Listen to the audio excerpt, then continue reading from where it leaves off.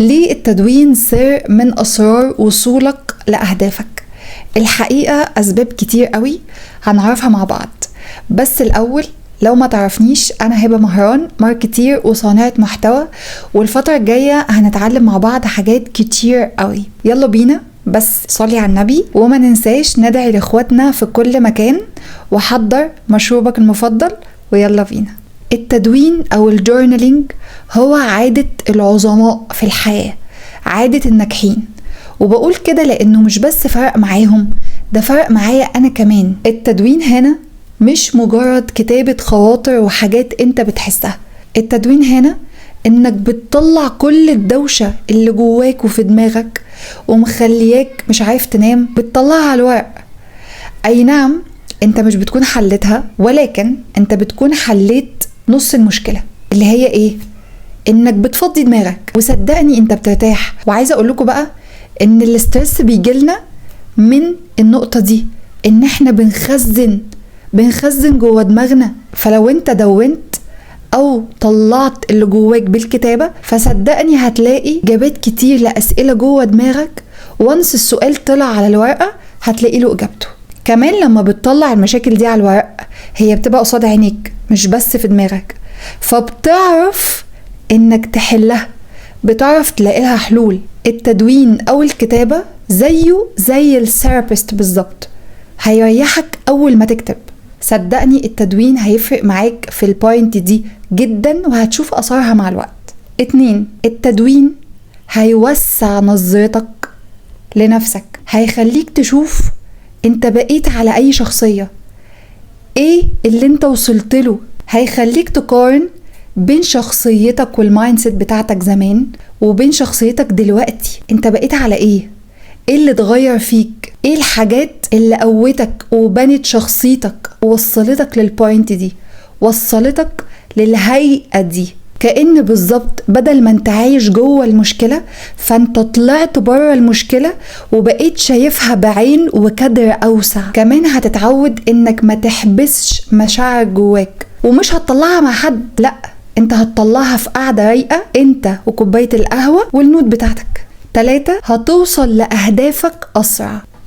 الشخص اللي بيدون أهدافه وبيدون خططه واللي هو عايز يعمله في المستقبل، صدقوني بيوصل أسرع بكتير من أي شخص تاني. هو يعني الهدف جوه دماغه بس مش محدده. حقيقة يا جماعة الموضوع ده بيفرق جدا في كتابة الأهداف ووصولك للهدف، وده لأنك بتخلي عينك تشوف انت عايز توصل لإيه، بتشبع عينك بالأهداف اللي انت عايز توصل لها.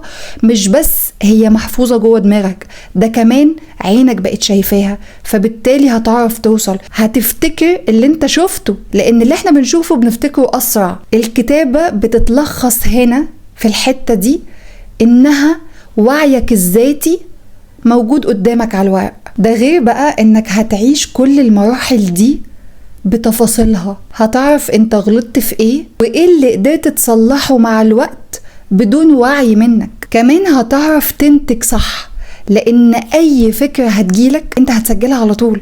وعايزة اقولكوا بقى ان الافكار الكرياتيف مش بتجيلنا غير واحنا قاعدين كده قعدة صفا مع نفسنا، فده هيساعدك انك تبلور افكارك اللي بتجيلك مرة واحدة وتنتجها بطريقة كرياتيف، فبالتالي تحوز على اعجاب الاخرين، فبالتالي تنجح سواء في شغلك او في خططك المستقبلية، يا اما مثلا قبل ما ننام، يا اما مثلا واحنا بنتمشى. فالافكار الكرياتيف اللي بتجيلك مرة واحدة دي انت هتلحق تسجلها على طول، لانك متعود تكتب والنوت بتاعتك موجودة، فهتقدر تعمل ريفريش طول الوقت كل ما هتفتح النوت بتاعتك. 4، التدوين بيخليك تحس بنعمة الوقت، فما تضيعش ولا دقيقة. بسمع كتير ناس بتقول ايه ده، هو ازاي عدى الوقت ده كله؟ 2 عدوا بسرعة. طب انا ما حسيتش بيهم، انا ما عملتش حاجة فيهم، انا ما انجزتش حاجة فيهم. الحقيقة انك بتكون عملت فعلا او انجزت بعض الحاجات، بس عشان انت ما كتبتهاش، فبالتالي انت مش حاسس انك عملت حاجة، انت مش فاكر. فلما بتكتب انت بترجع تفتكر انت انجزت ايه في الوقت اللي انت بتحس فيه انه يا لهوي ده الوقت عدى. لا، هو انت مش هتقول كده اصلا، لان انت بتفتكر انت عملت ايه فبتحس بالانجاز.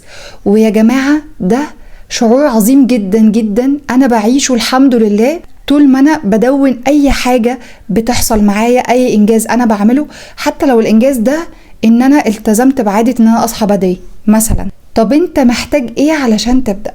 صدقني انت مش محتاج اي حاجة غير بس ورقة وقلم او اي اب للجورنالينج، وابدأ يا عم واكتب براحتك اللي انت عايز تكتبه.